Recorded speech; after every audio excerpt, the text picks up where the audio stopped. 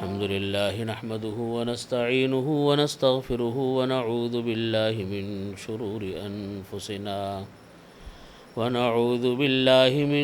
شرور أنفسنا ومن سيئات أعمالنا من يهده الله فلا مضل له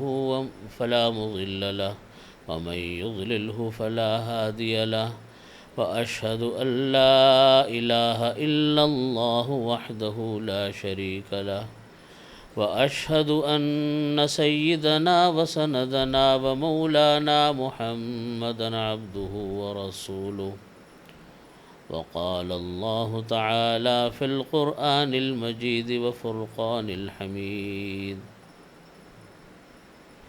يا أيها الذين آمنوا كتب عليكم الصيام كما كتب على الذين من قبلكم لعلكم تتقون صدق الله مولانا العظيم وصدق رسوله النبي الكريم ونحن على ذلك من الشاهدين والشاكرين والحمد لله رب العالمين.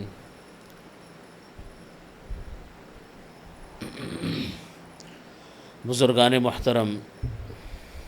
محترم خواتین، السلام علیکم ورحمۃ اللہ وبرکاتہ.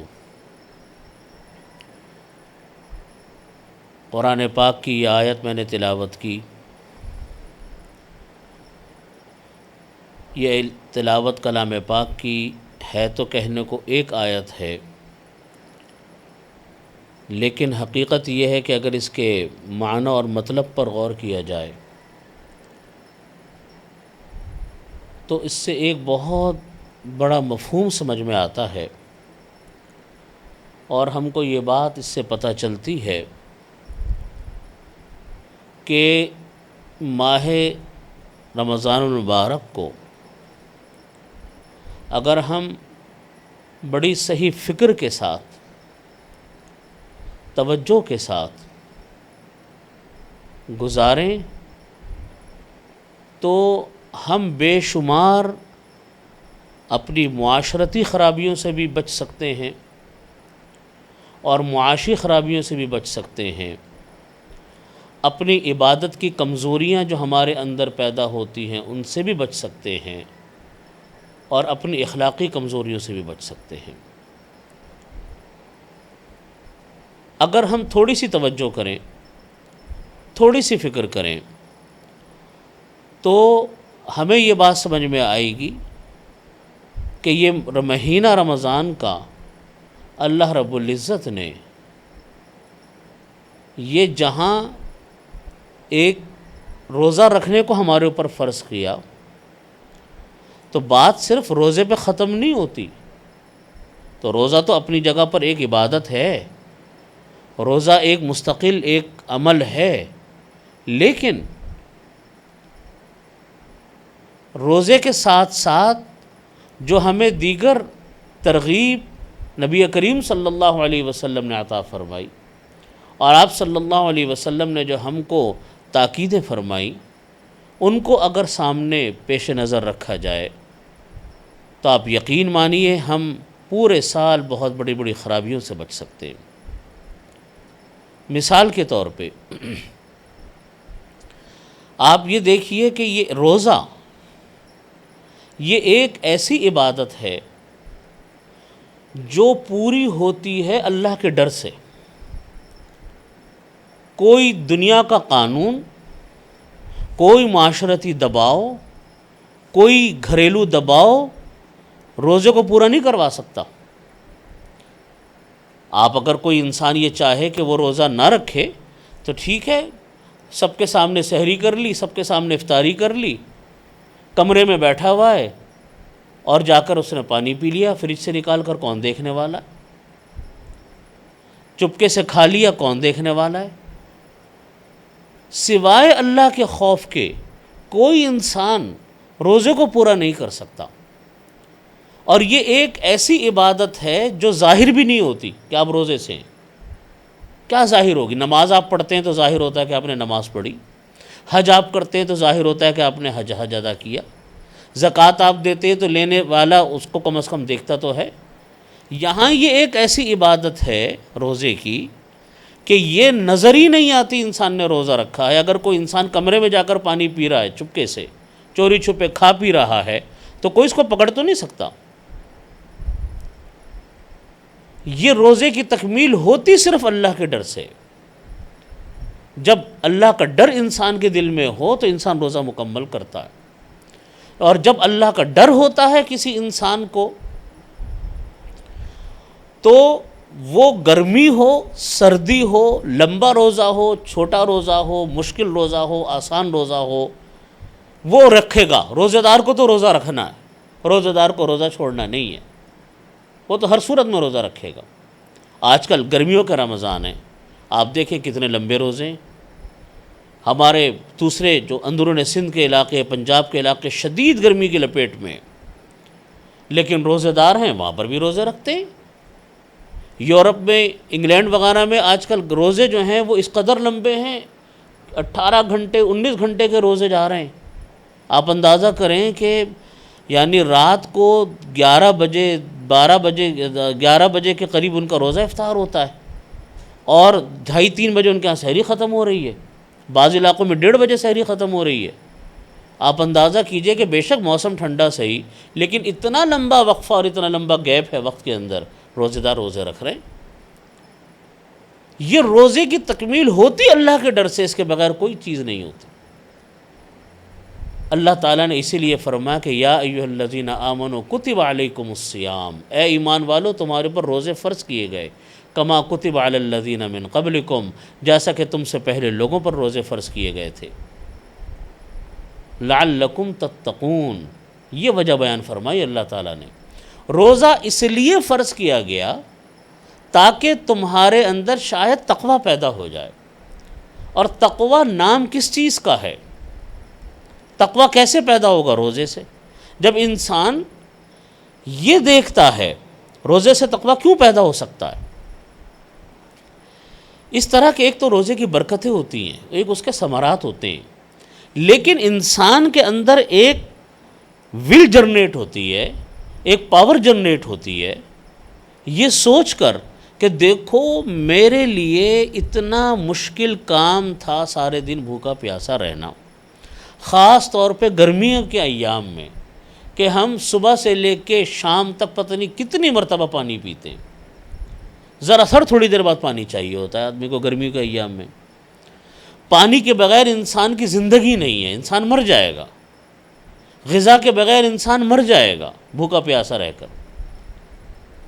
انسان جب یہ غور کرے اپنے اوپر کہ دیکھو میں نے اللہ کے ڈر سے، میں نے اللہ کے حکم سے اتنے طویل عرصے تک، اتنا لمبا وقفہ میں کھائے پیے بغیر زندہ رہا، جو میرے جسم کی بنیادی ضرورت تھی، جس کا میں پورے 11 مہینے رمضان کے علاوہ میں اتنا محتاج تھا کہ ہر تھوڑی دیر بعد مجھ کو کچھ چاہیے پینے کے لیے، کھانے کے لیے۔ لیکن اللہ تعالیٰ نے فرمایا کہ میں نے روزہ فرض کیا، تو ہم نے کہا کہ اچھا ٹھیک ہے، ہم نے اللہ کے لیے روزہ رکھ لیا۔ اب روزہ ہے کہ پورا ہو رہا ہے، چل رہا ہے روزہ۔ اب جمبا چھوٹے سے کوئی سروکار نہیں، پر روزہ تو پورا کرنا ہے، ہو گیا پورا روزہ۔ جب اللہ کے حکم سے ہم نے یہ کام کیا کہ اپنے جسم کی بنیادی ضرورتوں کو ہم نے چھوڑ دیا،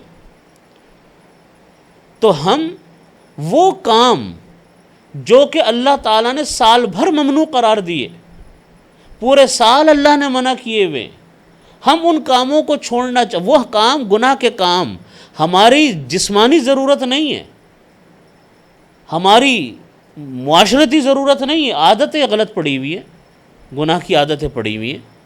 تو انسان جب یہ سوچتا ہے کہ میں اپنی بنیادی ضرورتوں کو اللہ کے لیے چھوڑ سکتا ہوں، تو میں سال بھر کے وہ گناہ جو میری ضرورت ہی نہیں ہے، لتیں ہیں میری، عادتیں ہیں میری، بس پڑ گئی ہیں عادتیں، غلط عادتیں، تو میں ان کو کیوں اللہ کے لیے نہیں چھوڑ سکتا؟ انسان جب یہ غور کرے کہ یا اللہ میں نے پانی کو چھوڑ دیا، میں نے کھانے کو چھوڑ دیا، اپنی جسمانی خواہشات کو چھوڑ دیا، تو میں ان گناہوں کو اگر چھوڑنا چاہوں تو میں گناہوں کو بھی چھوڑ سکتا ہوں۔ یہ طاقت انسان کے اندر پیدا ہوتی ہے، یہ فکر انسان کے اندر پیدا ہوتی ہے، اور جب یہ فکر پیدا ہو تو اس فکر کی بنیاد پر انسان بڑے بڑے گناہوں سے انسان بچ سکتا ہے، بڑے بڑے فرائض و واجبات کو انسان ادا کر سکتا ہے۔ تقویٰ کس چیز کا نام ہے؟ تقویٰ نام اس چیز کا ہے، دیکھیے لوگ تقوی کو سمجھتے ہیں کہ تقویٰ کوئی بڑے بڑے ولی اللہ کا کام ہے، نہیں، تقویٰ نام اللہ کے ڈر کا ہے، اللہ کے ڈر کا نام تقویٰ ہے۔ اللہ کا ڈر کس کو کہتے ہیں؟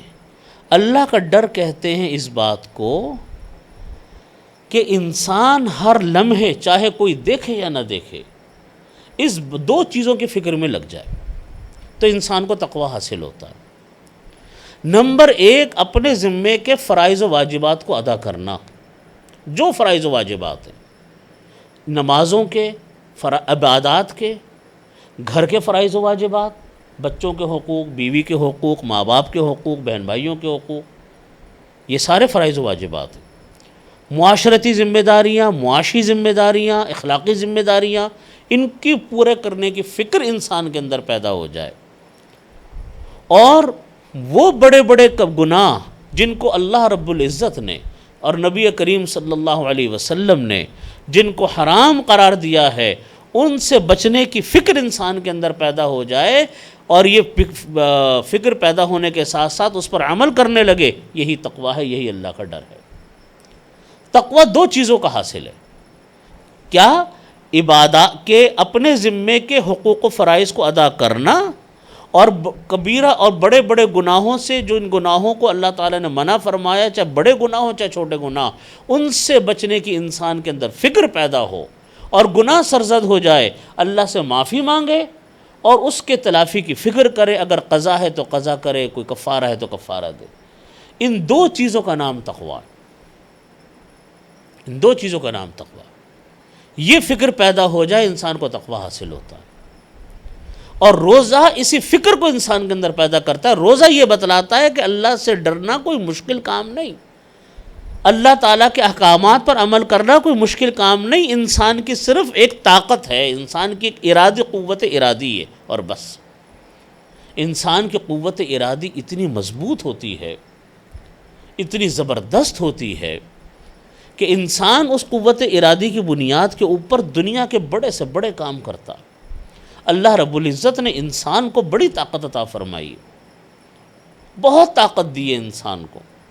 اب یہ انسان کی فکر ہے، یہ انسان کی سوچ ہے کہ انسان اس طاقت کو کس جگہ استعمال کرتا ہے، اللہ کو راضی کرنے میں استعمال کرتا ہے، دین اور دنیا کے فائدے کے لیے استعمال کرتا ہے، یا صرف دنیا کمانے کے لیے، شہرت کمانے کے لیے استعمال کرتا ہے۔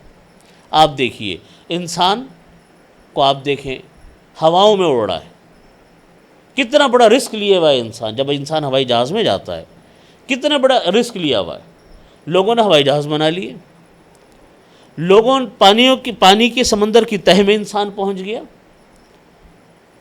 چاند پر پہنچ گیا، اور اب انسان دوسرے سیاروں پر کمندیں ڈال رہا ہے۔ یہی انسان جنگلات کے اندر بڑے بڑے شیروں کو، بڑے بڑے اژدہوں کو، بڑے بڑے آدم خور جانوروں کو اپنے قابو میں کر لیتا ہے،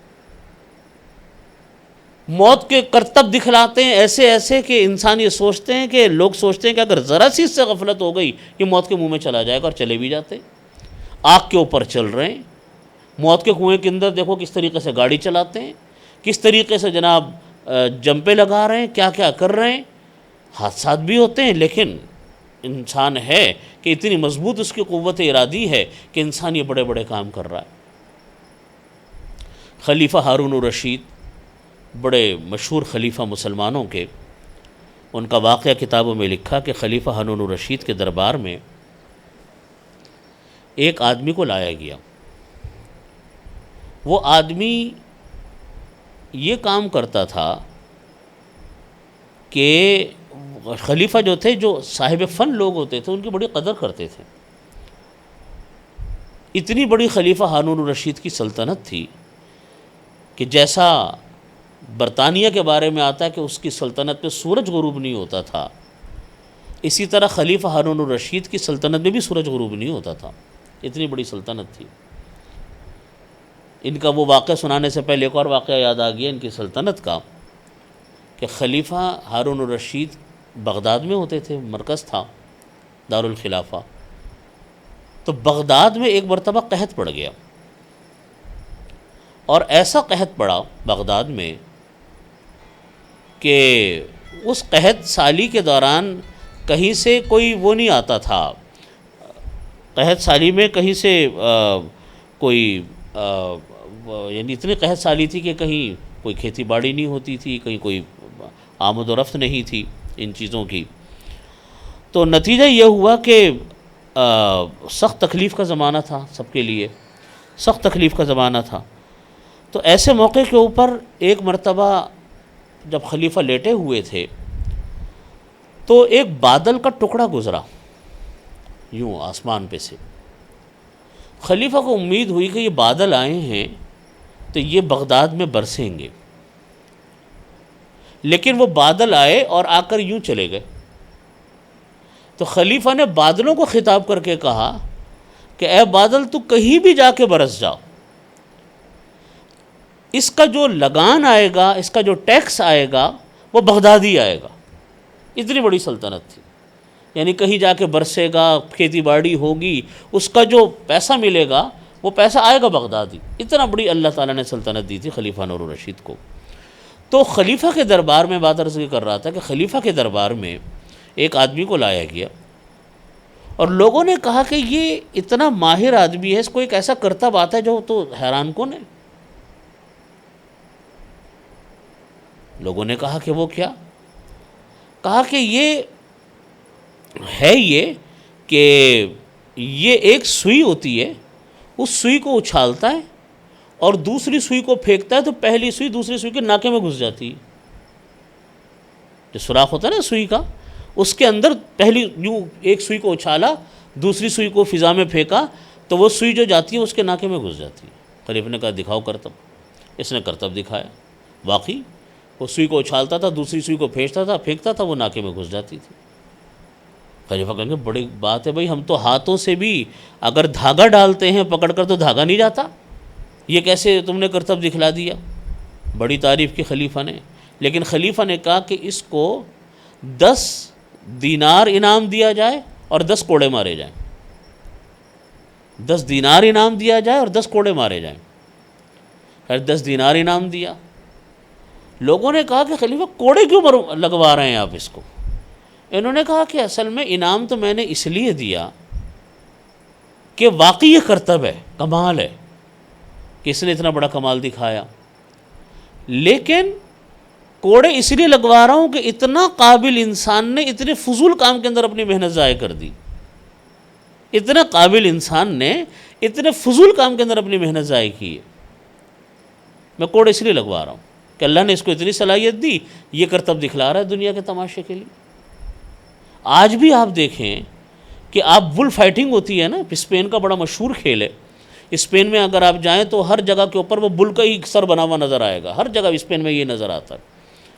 ان کا ایک بڑا قومی گیم ہے یہ اسپین کا. تو اس کے اندر آپ دیکھیں بھینسے کے ساتھ لڑائی ہو رہی ہے، جنگلی اس کے ساتھ بل کے ساتھ فائٹنگ ہو رہی ہے. اکثر بل مارا جاتا ہے، انسان بھی مر جاتا ہے. ساری توانائیاں کہاں ضائع ہو رہی ہیں؟ بتلانے کا مقصد یہ کہ اللہ نے اتنی طاقت دی انسان کو، یہ طاقت آپ کی صرف کہاں ہو رہی ہے؟ دنیا کمانے کے لیے، شہرت کمانے کے لیے، اور تو کسی جگہ پر نہیں لگ رہی. اللہ رب العزت نے انسان کو صرف دنیا کے لیے نہیں بھیجا. اللہ رب العزت نے انسان کو صرف آخرت کے لیے نہیں بھیجا. اللہ رب العزت نے انسان کو دنیا اور آخرت دونوں کے لیے بھیجا. اسی لیے جنت کے راستے دنیا سے جاتے ہیں. دنیا سے آپ نکلیں گے تو کوئی جنت میں جائے گا، کوئی دوزخ میں جائے گا. جنت اور دوزخ کا فیصلہ اس کے لیے جو دنیا میں آیا. یہ دنیا دارالامتحان ہے، اس کا فیصلہ ہی. اب انسان کو اللہ نے صلاحیت دی، انسان کی فہم، انسان کی عقل اس بات کا تقاضا کرتی ہے کہ ہم دنیا کے ان کاموں کو اپنائیں جو اللہ تعالیٰ نے دین اور دنیا دونوں کے فائدے میں رکھے ہوں. محض دنیا کو اختیار کر لیا جائے یہ بھی شریعت نے نہیں کہا. محض آخرت کو اختیار کر لیں، دنیا کو بالکل چھوڑ دیں، یہ بھی سنت کا طریقہ نہیں ہے. نبی کریم صلی اللہ علیہ وسلم نے اس کی تعلیم نہیں دی ہم کو کہ آپ بالکل دنیا کو چھوڑ کر بیٹھ جائیں۔ آپ صلی اللہ علیہ وسلم نے تجارت بھی کی، آپ صلی اللہ علیہ وسلم نے حکومت بھی کی، آپ صلی اللہ علیہ وسلم نے سیاست بھی کی، آپ صلی اللہ علیہ وسلم نے شادیاں بھی کی، آپ صلی اللہ علیہ وسلم نے اپنے بچوں کو بھی پالا، آپ صلی اللہ علیہ وسلم نے اپنے گھر کے کام کاج بھی کرتے تھے، سارے کام چلتے تھے، آخرت بھی تھی۔ یہی تعلیم ہے کہ تم دنیا کو بھی اپناؤ، دین کو بھی اپناؤ، لیکن اس طریقے سے اپناؤ کہ دنیا کے کام دنیا کے حد تک رہنے چاہیے، آخرت کے کام آخرت کے لیے ہونے چاہیے۔ تو میں بات عرض یہ کر رہا تھا کہ اللہ رب العزت نے انسان کو ایک ایسی طاقت دی، ایک ایسی قوت دی، اس قوت کو انسان دنیا کے لیے لگا لے، دنیا میں نام پیدا کر لیتا ہے، اس طاقت کو انسان دنیا اور آخرت دونوں کے لیے لگا لے تو دونوں مل جاتی ہیں انسان کو۔ اور یہی تعلیم ہے نبی کریم صلی اللہ علیہ وسلم کی کہ تم دین اور دنیا دونوں کو لے کر چلو، دونوں کو اس طرح چلاؤ جس طرح کہ سنت کا طریقہ۔ انسان کر سکتا ہے یہ کام، انسان ان کاموں کو انجام دے سکتا ہے، ہم توجہ نہیں کرتے، ہم فکر نہیں کرتے، ہم کوشش نہیں کرتے اپنی دین اور دنیا دونوں کو شریعت کے مطابق ڈھالنے کی۔ یاد رکھیے شریعت میں کوئی عمل، شریعت میں کوئی کام اللہ رب العزت نے ایسا مقرر نہیں کیا جو ہمارے بس سے باہر ہو، جو ہماری قوت سے باہر ہو، جو ہماری طاقت سے باہر ہو۔ جو حکم ہے شریعت کا وہ آپ کی قوت کے اندر ہے، آپ کی طاقت کے اندر ہے، کوئی کام آپ کے بس سے باہر نہیں۔ ہم کرنا چاہیں کر سکتے ہیں، ہم نہیں کرنا چاہیں نہیں کرتے، ہماری مرضی ہے۔ محنت تو ہر انسان کر رہا ہے، لیکن یہ اللہ کی توفیق ہوتی ہے، یہ انسان کی اپنی فکر کی بات ہوتی ہے کہ انسان وہ کام کرے جس میں انسان کو دنیا بھی ملے، آخرت بھی ملے۔ آپ بازاروں میں دیکھیں بھیک مانگنے والے، اب رمضان شروع ہو رہا ہے، بھیک مانگنے والوں کی ایک فوج ظفر موج ہے۔ محنت تو وہ بھی کر رہے ہیں نا، یہ تو نہیں ہے کہ وہ آرام سے بیٹھے ہوئے ہیں۔ دیکھو سڑکوں پہ جا کر بھیک مانگ رہے ہیں، صبح سے شام تک لوگوں کی دھتکاریں سنتے ہیں، حرام کام کر رہے ہیں کہ بھیک مانگ رہے ہیں، اور پیشہ بنا لیا، پیشہ ور ہیں، محنت کر رہے ہیں۔ محنت ہے لیکن اللہ بھی ناراض اور ملا بھی کچھ نہیں۔ حدیث شریف میں آتا ہے کہ جو کوئی انسان کسی انسان کے سامنے ہاتھ پھیلاتا ہے تو وہ اللہ کی بارگاہ میں اس طرح آئے گا کہ اس کا چہرہ زخمی ہوگا۔ کتنا حرام کام ہے، کتنے لوگوں کے پیشے وہ ہیں جو بالکل 100% حرام کاموں پر مشتمل ہیں۔ کسی کا کاروبار سود پر مشتمل ہے، کسی کا گزارا رشوت کے اوپر ہے، کسی کا کام سودی کام ہے، کوئی بھیک مانگ رہا ہے، کوئی چوریاں کر رہا ہے، کوئی ڈاکے ڈال رہا ہے، کوئی بدعنوانیاں کر رہا ہے۔ ایک قوم ہے جو اسی کام پہ لگی ہے، کوئی گانے باجے کر رہا ہے، کوئی اداکاریاں کر رہا ہے۔ آپ دیکھیں یہ سارے کام شریعت کی نگاہ میں حرام ہیں، ناجائز ہیں، پیسہ بھی حرام ہے، اس پیسے میں نحوست ہے، اس پیسے میں بے برکتی ہے، لیکن انسان ہے کر رہا ہے۔ آپ ان کو سمجھانا چاہو وہ بات ہی نہیں مانیں گے، آپ کے دماغ پر پردے پڑے ہوئے ہیں، اس لیے کہ کبھی فکر ہی نہیں کی، کبھی سوچنے کی کوشش نہیں کی کہ کون سا کام حلال ہے، کون سا کام حرام ہے۔ حالانکہ شریعت کا مسئلہ ہے کہ کام حلال ہے تو اس کی تنخواہ حلال ہے، کام حرام ہے تو اس کی تنخواہ حرام ہے۔ بہت سارے وہ لوگ جو سودی بینکوں میں کام کرتے ہیں، بہت سارے وہ لوگ جو رشوتیں لیتے ہیں، کہتے ہیں جی ہمارا کام تو ٹھیک ہے، ہم تو محنت کر رہے ہیں، ہمیں تو محنت کے پیسے مل رہے ہیں۔ ہم ان سے کہتے ہیں بھی محنت تو ڈاکو بھی کر رہا ہے، محنت تو چور بھی کر رہا ہے، تو کیا ان کے پیسے بھی حلال ہو گئے؟ تنہا محنت سے تو پیسہ حلال نہیں ہوتا۔ پیسہ حلال ہوتا ہے شریعت کے مطابق، اگر کوئی کام ہے اس کا اگر جائز کام ہے تو اس کی تنخواہ جائز ہے، اگر کام حرام ہے تو اس کی تنخواہ حرام ہے۔ یہ اصول ہے شریعت کا۔ لیکن اب لوگوں نے اس پیشے کو اختیار کر لیا، کوئی حرام کام کے پیشے کو، تو اس کی آمدنی حرام ہو رہی۔ اب وہ اس بات کی بالکل فکر نہیں کرتا کہ شریعت کا حکم کیا ہے۔ اللہ رب العزت نے روزوں کو فرض کیا، انسان کو بتایا کہ تمہارے اندر ایک طاقت ہے، تمہارے اندر ایک قوت ہے جس کی بنیاد پر تم یہ سارے کام کر سکتے ہو، تم بڑی سے بڑی چیزوں کو چھوڑ سکتے ہو، بڑی سے بڑی چیزوں کو اپنا سکتے ہو، اللہ کو ناراض کرنے والے کاموں کو تم چھوڑ سکتے ہو، اللہ تعالیٰ کو راضی کرنے والے کاموں کو تم اپنا سکتے ہو، تو تم کرنا چاہو تو کر لو۔ تو انسان جن کو اللہ توفیق دیتے ہیں ان کی کایا پلٹ ہو جاتی ہے اس فکر کے ساتھ، اس توجہ کے ساتھ کہ نہیں ہم اتنے اہم کام کر سکتے ہیں تو ہم پورے سال بھی اسی طریقے سے گزار سکتے ہیں کہ ہم اللہ کو راضی کرنے والے کام کریں، دنیا کمائیں لیکن جائز طریقے سے کمائیں، دولت کمائیں لیکن جائز طریقے سے کمائیں، شہرت ملے لیکن جائز طریقے سے ملے، وہ کر سکتے ہیں۔ آج اس وقت ہمارے معاشرے کا سب سے بڑا مسئلہ کیا، آپ مجھے بتائیے؟ عبادتیں، نماز، روزہ، حج، زکوٰۃ، یہ مسئلہ نہیں ہے، یہ تو الحمدللہ لوگ پڑھ بھی لیتے ہیں، جن کو نہیں پڑھنا ہوتا نہیں پڑھتے۔ ہمارے معاشرے کا سب سے بڑا مسئلہ وہ معاشرتی خرابیاں ہیں جو اس وقت ہمارے معاشرے میں پھیلی ہوئی ہیں۔ ہمارے معاشرے کا سب سے بڑا مسئلہ جھوٹ ہے، سب سے بڑا اتنا جھوٹ عام ہے، یوں تو بے شمار خرابیاں ہیں، ایک ایک بات پر اگر ہم گفتگو کریں تو گھنٹوں چاہیے، لیکن میں صرف نام لے رہا ہوں۔ جھوٹ ہے، اتنی کثرت کے ساتھ آج ہمارے ہاں جھوٹ بولا جاتا ہے، اونچے لیول پر بھی، چھوٹے لیول پر بھی، درمیانے لیول پر بھی۔ بڑا آدمی بھی جھوٹ بول رہا ہے، درمیانہ آدمی بھی جھوٹ بول رہا ہے، چھوٹا بچہ بھی جھوٹ بول رہا ہے۔ حالانکہ اب اتنا جھوٹ عام ہو گیا کہ لوگ اب اس نوجوان نسل، بچے ہمارے اس جھوٹ کو اب گناہ ہی نہیں سمجھتے، حالانکہ معاشرے کا سب سے بڑا گناہ ہے۔ نبی کریم صلی اللہ علیہ وسلم نے فرمایا، قرآن کریم کی جب یہ آیت نازل ہوئی کہ فَاجْتَنِبُوا الرِّجْسَ مِنَ الْأَوْثَانِ وَاجْتَنِبُوا قَوْلَ الزُّورِ، یہ سورہ حج کی آیت ہے کہ اللہ رب العزت نے فرمایا کہ تم لوگ بتوں کی ناپاکی سے بچو، یعنی بتوں کی عبادتیں کرنے سے بچو، وَاجْتَنِبُوا قَوْلَ الزُّورِ، اور جھوٹی گواہیوں سے بچو، جھوٹی باتوں سے بچو، وَاجْتَنِبُوا قَوْلَ الزُّورِ، جھوٹی باتوں سے بچو۔ نبی کریم صلی اللہ علیہ وسلم نے جب یہ آیت نازل ہوئی تو نبی کریم صلی اللہ علیہ وسلم نے ایک مرتبہ صحابہ کرام کے سامنے گناہ کبیرہ کا ذکر فرمایا کہ بڑے بڑے گناہ کون سے ہیں، تو آپ صلی اللہ علیہ وسلم نے بڑے بڑے گناہوں کے نام لیے کہ یہ گناہ ہے، یہ گناہ ہے، یہ گناہ ہے۔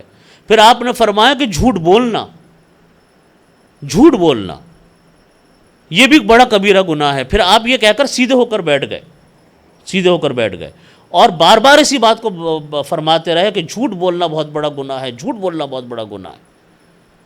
آج ہمارے معاشرے میں یہ گناہ نہیں سمجھا جاتا۔ کیوں نہیں سمجھا جاتا؟ اس لیے کہ فکر نہیں کی ان گناہوں کو گناہ سمجھنے کی، ان گناہوں کو ہم نے توجہ نہیں کی، ان گناہوں سے پیچھا چھڑانے کی۔ یاد رکھیے، یہ جو بڑے معاشرتی خرابیاں، میں بار بار عرض کر رہا ہوں، معاشرتی خرابیاں، معاشرتی خرابی کیا ہے؟ جھوٹ بولنا، کسی کے ساتھ ظلم کرنا۔ آج ہمارا کتنا ظلم عام ہے، کتنا ظلم ہے، ہر سطح پر ظلم ہے۔ لوگ، ظلم کا یہ مطلب نہیں ہے کہ آپ کسی کو مارے پیٹیں، کسی کا حق مارنا ظلم ہے۔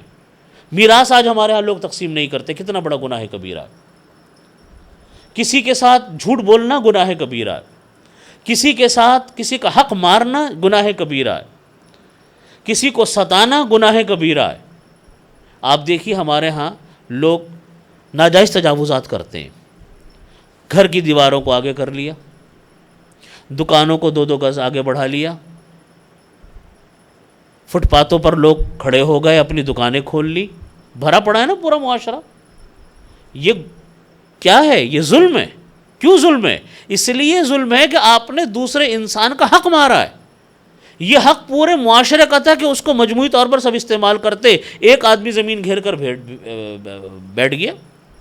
حدیث شریف میں اسی کو فرمایا نبی کریم صلی اللہ علیہ وسلم نے کہ جو کوئی انسان کسی کی ایک بالی زمین بھی قبضہ کرتا ہے، اللہ رب العزت ناحق قبضہ کرتا ہے، اللہ تعالیٰ اس کے گلے میں آخرت کے اندر 7 زمینوں کا طوق ڈالیں گے۔ آج ہمارے معاشرے میں پھیلا پڑا ہے، کتنا ہم ایک دوسرے کو ستاتے ہیں، کتنا ہم ایک دوسرے کا استحصال کرتے ہیں، کتنا عورتوں کے اوپر ظلم ہے۔ مرد بغیر ملکوں میں جا کر بیٹھ جاتے ہیں اور بیویاں ان کے یہاں پر رہتی ہیں اپنے اپنے گھروں میں 15 سال۔ میں ایسے لوگوں کو جانتا ہوں کہ 15 سال مرد باہر ہے اور بیوی کراچی پاکستان میں۔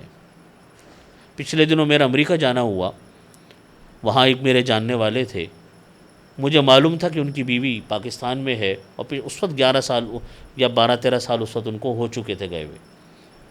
میں نے ان کو جا کر سمجھایا کہ بھائی آپ نے شادی کی ہے، آپ کی اولاد ہے، آپ اپنی بیوی کے جہاں آپ کی بیوی کو آپ کی ضرورت ہے وہاں آپ کی اولاد کو بھی تو آپ کی ضرورت ہے۔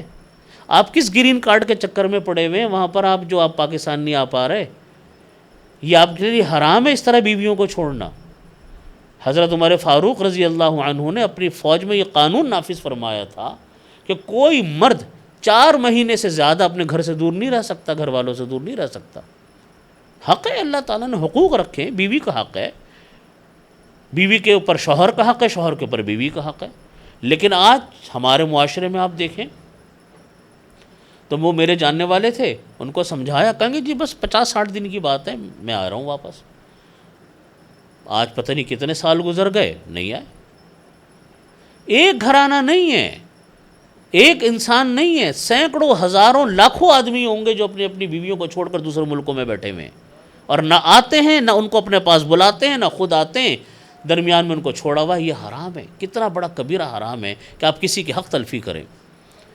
ہمارے معاشرے کا سب سے بڑا مسئلہ در حقیقت یہ گناہ ہے، معاشرتی گناہ ہے۔ جھوٹ بولنا، چوریاں کرنا۔ چوری دیکھیے، ایک تو چور گھر میں داخل ہو کر چوریاں کرتا ہے، اس کو تو سب کہتے ہیں کہ یہ چور ہے، اس نے گھر میں داخل ہو کر چوری کر لی، پکڑ لیں گے تو لوگ ماریں گے، پولیس کے پاس لے جائیں گے۔ ایک چوری ہوتی ہے کام کی چوری، کہ تنخواہ پوری لے لو، کام نہ کرو، یہ ہے کام کی چوری۔ حضرت مفتی صاحب رحمۃ اللہ علیہ نے معارف القرآن میں لکھا، مفتی محمد شفیع صاحب رحمۃ اللہ علیہ نے معارف القرآن میں لکھا ہے، حضرت نے فرمایا کہ جس طریقے سے مال کی چوری ہوتی ہے، ایک چور چوریاں کرتا ہے، اسی طریقے سے ایک وقت کی چوری ہوتی ہے کہ تنخواہ پوری لے لو، کام نہ کرو۔ فرمایا کہ یہ اسی طریقے سے حرام ہے، جس طریقے سے عام چور گھر میں داخل ہو کر چوریاں کرتا ہے، وہ حرام ہے، وہ حرام۔ آج یہ دیکھیے پورا معاشرہ اس کی سزا بھگت رہا ہے، نہیں بھگت رہا؟ ہمارے ہاں سرکاری دفتروں میں جاؤ کہ کیا شکایت ہے کہ جی کام ہی کوئی نہیں کرتا، یہ شکایت ہے۔ یہ چوری ہے نا، یہ کام کی چوری ہے۔ اس کو رحم نہیں آتا اس آنے والے آدمی کے اوپر جو آپ کے دفتر میں آ کر آپ سے کام کروانا چاہتا ہے، کوئی رحم نہیں کرتا۔ ان کو اس سے کوئی سروکار نہیں کہ یہ بیچارہ آج آیا، اگر میں تھوڑی سی محنت کر کے اس کا کام پورا کر دوں تو کل اس کو چکر نہیں لگانا پڑے گا، نہیں جی آپ کل آئیے گا، واپس کر دیے۔ یہ ہمارے ہاں کے معاشرتی مسائل ہیں۔ یہ معاشرتی مسائل کیسے دور ہوں گے؟ آج ہمارے ہاں کی اسکولوں کی تعلیم سیکولر تعلیم ہے، اس میں مذہب کی کوئی تعلیم نہیں ہے، آپ سب جانتے ہیں۔ ایک ایسی تعلیم ہے جس کو پڑھنے کے بعد انسان پتہ نہیں کیا تیار ہوتا ہے، اس کو نہ حلال کا پتہ ہوتا ہے نہ حرام کا پتہ ہوتا ہے۔ ماں باپ نے اگر کسی ماحول میں اس نے سیکھ لیا، اسکولوں میں اس کو یہ تعلیم نہیں ملتی۔ قرآن پاک نہیں پڑھایا جاتا، فرائض واجبات اس کو پڑھائے نہیں جاتے، تو آپ مجھے بتائیے وہ کس کام کا مسلمان بنا؟ ہاں گھر میں اگر دین ہے تو گھر والے سکھا دیں گے، یا کوئی اس کو ماحول مل گیا اس نے سیکھ لیا۔ اسکول میں نہیں تعلیم اس کو ملتی، الا ایک اسلامک اسکولوں۔ تو یہ بڑے بڑے کبیرہ گناہ، جھوٹ بولنا ہے، غیبت کرنا ہے، کسی کی چغلی کرنا ہے، کسی کا حق مارنا ہے، کسی کو گالیاں دینا ہے، وعدہ خلافی کرنا ہے، جھوٹے وعدے کرنے ہیں۔ آج پورا معاشرہ ان گناہوں کے گرد گھوم رہا ہے۔ ظلم کتنا ہمارے ہاں عام ہے، ہر سطح کے اوپر ظلم ہو رہا ہے، ہمارا معاشرہ اس ظلم کی چکی میں پس رہا ہے۔ اس کی بنیادی وجہ کیا ہے؟ بنیادی وجہ یہ کہ ہمارے گھر آج دین کی تعلیم سے خالی ہیں۔ ہمارے گھروں میں ماں باپ اپنے بچوں کو دین کی تعلیم نہیں دیتے، اسکولوں میں دین کی تعلیم ملی نہیں، اور ماں باپ ہمارے گھر میں ماں باپ دین کی تعلیم کی طرف توجہ کرتے نہیں۔ نتیجہ یہ ہے کہ بچہ جب وہ بڑھ کر جوان ہوتا ہے اور وہ کام کاج کرتا ہے تو ان تمام تعلیمات سے بے بہرا ہوتا ہے۔ اس کو کچھ نہیں پتہ ہوتا کہ جھوٹ میں کیا خرابی ہے کیا نہیں ہے، اس کو کوئی پتہ نہیں ہوتا کہ جھوٹے وعدہ کرنے میں کیا مسئلہ اور کیا مسئلہ نہیں ہے۔ نہ دین ملا نہ دنیا ملی، کچھ نہیں ملا۔ آپ ان چیزوں کا حل کیا ہے؟ ان چیزوں کا حل یہ ہے کہ انسان کے دل کے اندر اللہ کا اگر ڈر پیدا ہوتا ہے تو انسان ان گناہوں کی طرف فکر کرتا ہے۔ دیکھو دین کی ایک مرتبہ اللہ تعالیٰ فکر پیدا فرما دے نا، ایک مرتبہ فکر آ جائے تو پھر آدمی یہ سوچتا ہے کہ میں جہاں عبادتیں کرتا ہوں، دین کے ایمان کے بعد 4 شعبے ہیں، دین کے ایمان یا عقائد، ایمان یعنی عقائد کے بعد 4 شعبے، ایک عقائد، انسان کا عقیدہ درست ہو، نمبر 2 عبادات۔ ہم لوگ سمجھتے ہیں کہ سارا دین عبادتوں میں ہے، نہیں، ایسا نہیں ہے۔ عبادتیں دین کا ایک شعبہ ہے، دین کا ایک حصہ ہے۔ عبادتوں میں نماز، روزہ، حج، زکوٰۃ آتے ہیں، بس یہ سارا دین نہیں ہے۔ ہم لوگ سمجھتے ہیں کہ جس نے نماز پڑھ لی وہ مکمل دیندار ہو گیا، جس نے نماز چھوڑ دی وہ مکمل بے دین ہو گیا، نہیں، دین کا ایک شعبہ ہے عبادت۔ دوسرا شعبہ جو ہم سے ہٹا ہوا ہے وہ معاشرت ہے۔ معاشرت کے معنی کیا ہوتے ہیں؟ کہ ہمارا رہن سہن مسلمانوں والا ہو، ہمارے طور طریقے مسلمانوں والے ہوں، اور تیسرے نمبر کے اوپر چیز آتی ہے وہ ہمارے مالی معاملات شریعت کے مطابق ہو، پیسوں کا لین دین شریعت کے مطابق ہو، جس کا آج کوئی گزر فکر ہمارے ہاں ہے ہی نہیں، اس لیے کہ اللہ کا ڈر دل میں نہیں ہے۔ ہمارے پاس تعلیم مکمل نہیں ہے، ہم سمجھتے ہیں کہ دین نام صرف عبادت کا ہے، نماز پڑھ لی، روزہ رکھ لیا، مکمل دیندار ہو گیا، نماز نہیں پڑھی، روزہ نہیں رکھا، مکمل بے دین ہو گیا۔ نہیں، یہ تو ایک شعبہ ہے دین کا۔ دین تو نام، گھروں کے اندر جو زندگی ہے یہ بھی تو دین ہے۔ اپنی بیوی کے ساتھ معاملات، اپنے بچوں کے ساتھ معاملات، اپنے گھر والوں کے ساتھ معاملات، اپنے خاندان والوں کے ساتھ رہن سہن، صلہ رحمی، ان کے ساتھ تعلقات، یہ بھی دین کا ایک بنیادی حصہ ہے جس کو ہم لوگ چھوڑ بیٹھے ہیں۔ اور روپے پیسے کا لین دین شریعت کے مطابق ہو، اس کو آج ہم لوگ چھوڑ بیٹھے، ہماری آمدنیاں حرام ہو رہی ہیں، ہمارے پیسے حرام ہو رہے ہیں، ہماری زبانیں، ہمارے کردار، ہمارا اخلاق وہ شریعت سے دور ہو رہا ہے۔ کیوں دور ہو رہا ہے؟ اس لیے کہ دل میں اللہ کا خوف نہیں ہے۔ جب دل میں اللہ کا خوف نہیں ہے تو ہم لوگ شریعت سے دور ہو رہے ہیں، ہم لوگ شریعت کے احکامات سے دور بھاگ رہے ہیں۔ روزہ در حقیقت ہمارے اندر یہ فکر پیدا کرتا ہے کہ تم اللہ کا ڈر پیدا کرو، جس طرح ہم اللہ کے ڈر سے پینا چھوڑ دیتے ہیں، جس طرح اللہ کے ڈر سے ہم کھانا چھوڑ دیتے ہیں، جس طرح اللہ کے ڈر سے ہم اپنے جسمانی خواہشات کو چھوڑ دیتے ہیں، اس طریقے سے ہم اگر سارے گناہوں کی فکر کریں جو 12 مہینے حرام گناہ ہیں، آپ یقین مانیے جس دن فکر پیدا ہوگی اس دن اللہ تعالیٰ ہمارے اخلاق، ہمارے اعمال سب کو درست فرما دیں گے۔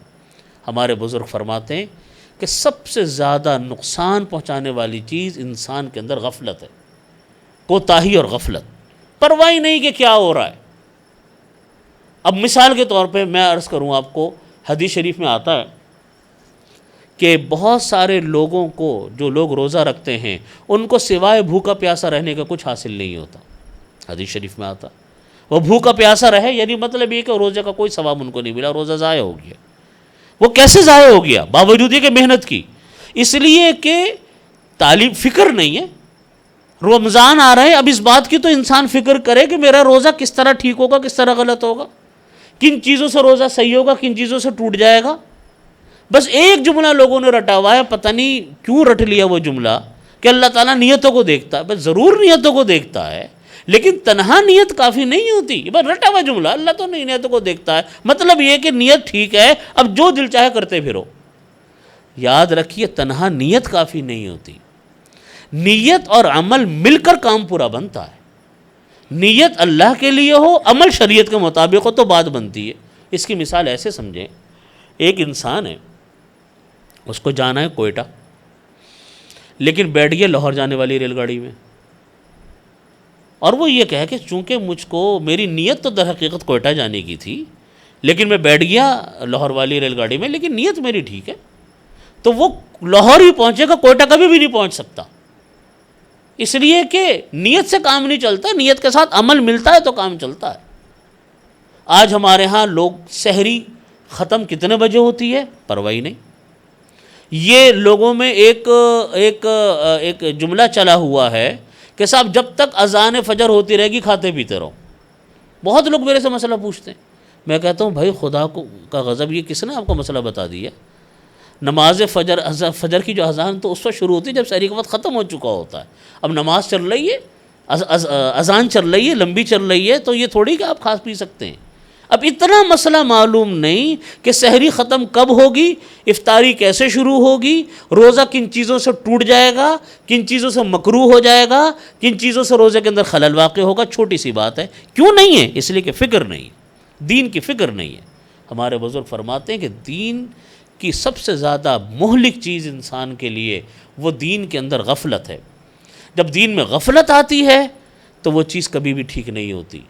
روزہ انسان کے اندر اللہ کا ڈر پیدا کرتا ہے، وہ اللہ کا ڈر کلید ہے تمام گناہوں سے بچنے کی۔ جھوٹ سے انسان بچ سکتا ہے جب اللہ کا ڈر ہوتا ہے، وعدہ خلافی سے انسان بچے گا جب اللہ کا ڈر ہوگا، ظلم سے انسان بچے گا جب اللہ کا ڈر ہوگا، جھوٹے وعدے کرنے سے انسان بچے گا جب اللہ کا ڈر ہوگا، دوسروں پر ظلم کرنا، ماحول اور معاشرے پر ظلم کرنے سے انسان بچے گا جب اللہ کا ڈر ہوگا۔ حضرت عمر فاروق رضی اللہ عنہ رات کو نکلا کرتے تھے دیکھنے کے لیے کہ کیا ہے مدینہ طیبہ میں، کون کس حال میں ہے۔ ایک گھر کے پاس سے گزرے تو اندر سے آوازیں آ رہی تھیں۔ حضرت عمر فاروق رضی اللہ عنہ ٹھہر گئے کہ سنیں کہ اندر کیا آواز بات ہو رہی ہے۔ تو ماں اپنی بیٹی سے کہہ رہی تھی کہ غالباً ان کی دودھ کی تجارت تھی، تو ماں اپنی بیٹی سے کہہ رہی تھی کہ بیٹی تو دودھ کے اندر پانی ملا دے۔ بیٹی کہنے لگی کہ ماں میں دودھ کے اندر پانی نہیں ملا سکتی، یہ ناجائز ہے، حرام ہے۔ تو ماں نے کہا کہ بیٹی تو یہاں پانی ملا دے، تجھے کون دیکھ رہا ہے؟ پانی ملا دے، تجھے کون دیکھ رہا ہے؟ تو بیٹی نے کہا کہ فَأَيْنَ اللَّهُ، ماں اللہ کہاں گیا؟ یعنی اللہ تو مجھے دیکھ رہا ہے۔ حضرت عمر فاروق رضی اللہ عنہ نے یہ جملہ سنا کہ دیکھو کون لڑکی ہے جس کو رات کے اندھیرے میں بھی اللہ کا ڈر ہے، اور اس اللہ کے ڈر نے اس کو پانی ملانے سے روکا ہوا ہے۔ صبح ہوئی، حضرت عمر فاروق رضی اللہ عنہ نے معلومات کروائیں کہ یہ کس کا گھرانہ ہے۔ پتہ چلا کہ یہ فلانے صحابی ہیں، فلانے صحابی کا گھرانہ ہے، اور ماں بیٹی کا پتہ کروایا تو پتہ چلا کہ فلانی ماں ہے، فلانی بیٹی ہے۔ تو حضرت عمر فاروق رضی اللہ عنہ نے اپنے بیٹے کا پیغام نکاح اس لڑکی سے بھیجا جو یوں کہہ رہی تھی کہ ماں مجھ کو، ہمیں اللہ دیکھ رہا ہے، فَأَيْنَ اللَّهُ، اللہ کہاں گیا؟ پھر شادی ہوئی، اس لڑکی سے جو اولاد پیدا ہوئی ان کی نسل میں جا کر، دوسری تیسری نسل میں جا کر حضرت عمر ابن عبدالعزیز رحمۃ اللہ علیہ پیدا ہوئے، جن کے دور کو خلافت راشدہ کے دور کے ساتھ ملایا جاتا ہے، حالانکہ صحابی نہیں تھے، خلافت راشدہ کے ساتھ ملایا جاتا ہے، اور ان کے حالات ایسے عجیب و غریب حالات ہیں کہ انسان سوچ نہیں سکتا۔ بادشاہوں کا خاندان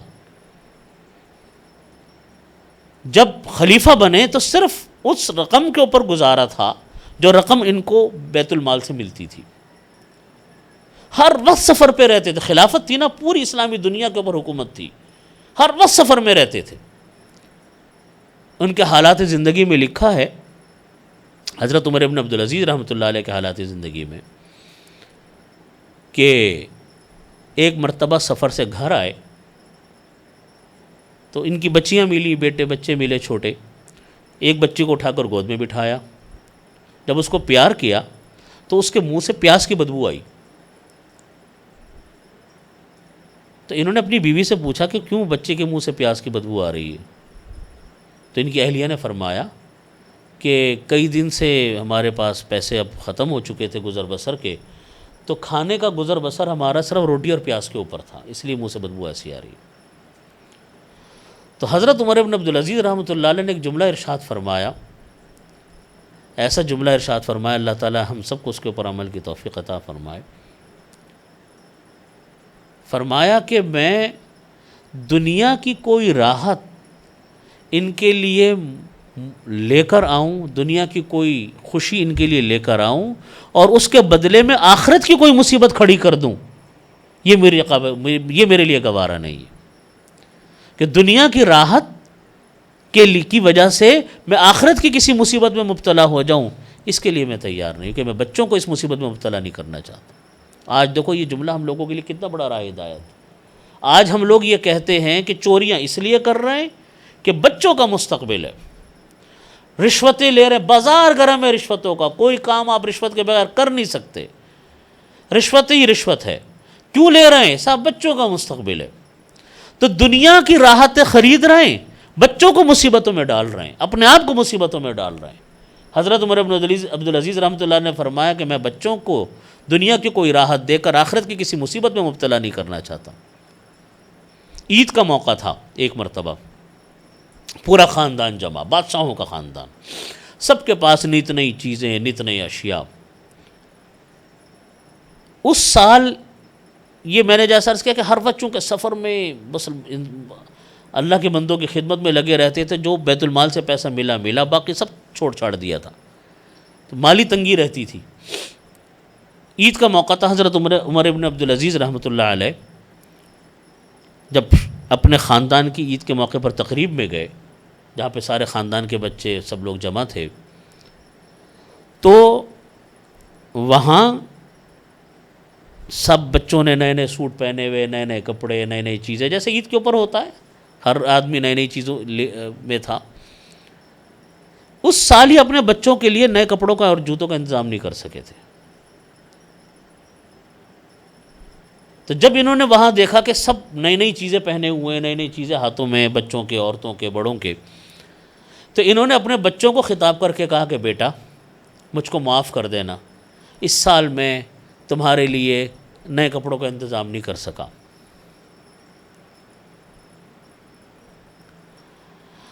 تو بچے بھی عمر بن عبدالعزیز کے بچے تھے، انہی کی تربیت یافتہ بچے تھے. بچوں نے جواب دیا کہ ابا جان آپ فکر نہ کریں، ہمیں فخر ہے اس بات کے اوپر کہ آپ ہماری وجہ سے کسی خیانت میں مبتلا نہیں ہوئے. ہمیں فخر ہے اس بات کے اوپر کہ آپ ہماری وجہ سے کسی خیانت میں مبتلا نہیں ہوئے. یہ بچوں کا جملہ تھا اپنے باپ کے لیے. جب گھر میں دینی ماحول ہوتا ہے، تعلیم و تربیت ہوتی ہے، تو پھر انسان مضبوط ہوتا ہے اپنے گھر والوں کے ذریعے سے. بچوں کے، بیوی، بچوں کی وجہ سے انسان مضبوط ہوتا ہے.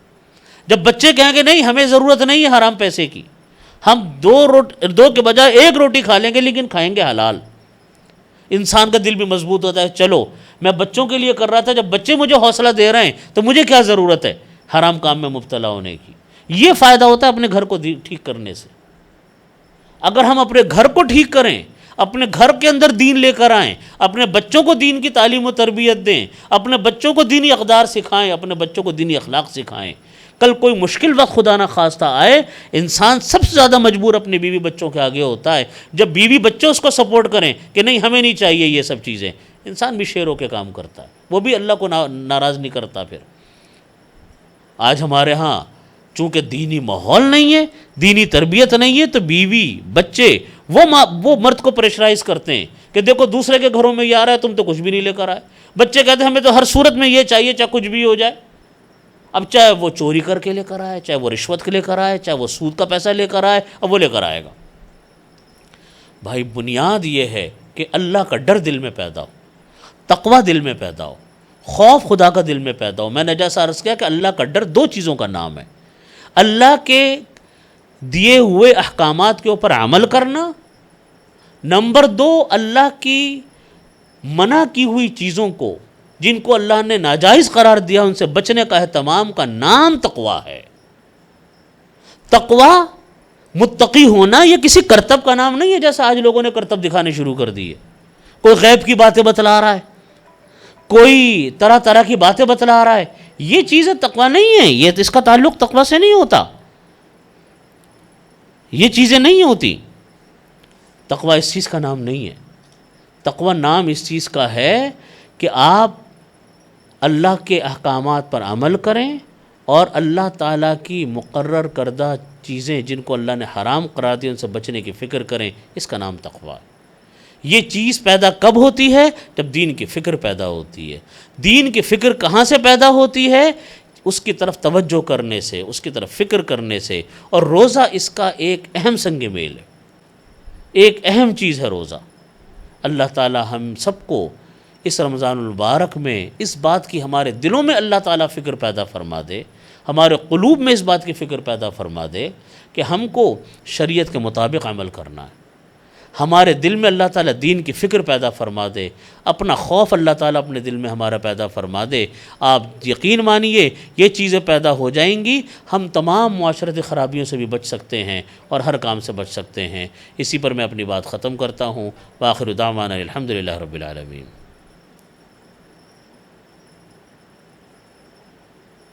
اللہم صلی علی محمد وعلی آل محمد کما صلیت علی ابراہیم وعلی آل ابراہیم۔ ربنا ظلمنا انفسنا فإن لم تغفر لنا وترحمنا لنكونن من الخاسرین۔ اللہم احسن عاقبتنا فی الامور کلہا واجرنا من خزی الدنیا وعذاب الآخرہ۔ اللہم انا نجعلک فی نحورہم ونعوذ بک من شرورہم۔ اللہم انا نسألک تمام العافیہ ونسألک دوام العافیہ ونسألک الشکر علی العافیہ ونسألک الغنی عن الناس۔ یا اللہ ہمارے تمام گناہوں کو معاف فرما، یا اللہ ہمارے تمام صغیرہ کبیرہ گناہوں کی مغفرت فرما، یا اللہ ہر طرح کی عافیت نصیب فرما، یا اللہ چھوٹے بڑے تمام گناہوں کو معاف فرما، یا اللہ رمضان المبارک کو صحیح طریقے سے گزارنے کی توفیق عطا فرما، یا اللہ رمضان المبارک کو صحیح طریقے سے اپنی مرضیات کے مطابق گزارنے کی توفیق عطا فرما، یا اللہ اس ماہ مبارک میں ہم سب کو تقوی نصیب فرما، یا اللہ تمام جتنے بھی فرائض و واجبات ہیں، مستحبات ہیں، سنن ہیں، سب کے اوپر عمل کی توفیق عطا فرما، یا اللہ جتنے حرام کام ہیں سب سے بچنے کی توفیق عطا فرما، یا رب کریم دینی دنیا کی ہم سب کو عافیت عطا فرما، دین دنیا کی ہر طرح کی خیر عطا فرما، اس کے ہر شر سے ہماری حفاظت فرما۔ ڈاکٹر عافیہ صدیقی کے لیے دعا فرمائے اللہ رب العزت ڈاکٹر عافیہ صدیقی کو رہائی عطا فرما، یا اللہ ڈاکٹر عافیہ صدیقی کو رہائی عطا فرما، یا اللہ اس کو عزت کے ساتھ عافیت کے ساتھ اپنے گھر واپس بھیج دیجئے، یا اللہ جتنے لوگ اغوا برائے تاوان میں پھنسے ہوئے ہیں، یا اللہ اغوا ہوئے ہیں، جتنے لوگ یا اللہ گمشدہ لوگ ہیں، طرح طرح کی مصیبتوں میں مبتلا ہیں، بے گناہ لوگ جیلوں میں بند ہیں، قیدی ہیں، جیلوں میں بند ہیں اور مصائب میں مصیبتوں میں مبتلا ہیں، یا اللہ سب کو عافیت عطا فرما، سب کو ہر طرح کی خوشیاں راحت عطا فرما، ہم سب کو یا اللہ دین دنیا کی ہر خیر عطا فرما، اس کے ہر شر سے ہم کو محفوظ فرما، یا اللہ عافیتوں والا سکون والا برکتوں والا ہم کو رمضان عطا فرما۔ اللہم صلی علی محمد وعلی آل محمد کما صلیت علی ابراہیم۔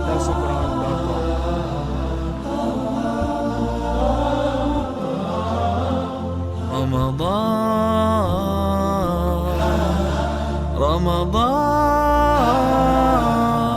أهلا رمضان